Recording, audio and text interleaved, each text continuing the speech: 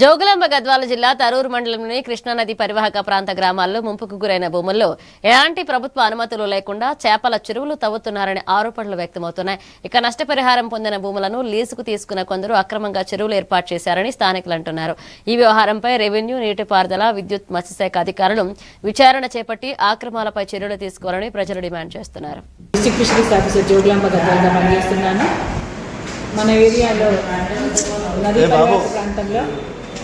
నదీ పరివాహక ప్రాంతాలైన దరూరు, ఇటిక్యాల, నెక్స్ట్ మన ఎర్రవల్లి మండలాల్లో చేపల సాగు చేస్తున్నారు. కొంతమంది మనకి పర్మిషన్ తీసుకొని చేస్తున్నారు, కొంతమంది పర్మిషన్ లేకుండా కూడా చేస్తున్నారు. ఇల్లీగల్ ఫిషింగ్ చేస్తున్నారు. మనం ఎంత చెప్పినా కూడా వాళ్ళు రావట్లేదు. నోటీసులు కూడా ఆల్రెడీ సర్వ్ చేయడమైంది. ఇంతకుముందు మనం కలెక్టర్ గారు కూడా పెట్టాము. ఇప్పుడున్న కలెక్టర్ గారి దృష్టిలో కూడా ఇది ఉంది. అయితే సార్ కూడా మొన్న ఇరిగేషన్ వాళ్ళకి నోటీస్ ఇచ్చారు. ఇరిగేషన్, రెవెన్యూ వాళ్ళకి ఇద్దరు జాయింట్గా కలిపి నోటీస్ ఇచ్చారు. వీళ్ళని దీని మీద చర్య తీసుకోమని చెప్పి ఇచ్చారు. కాబట్టి ముందు కంట్రోల్ అవుతుంది. ఇప్పుడైతే ఏకదమ్న మనం కంట్రోల్ చేయలేము. GOMS నెంబర్ 28 ప్రకారమే మనం పర్మిషన్స్ ఇస్తాము.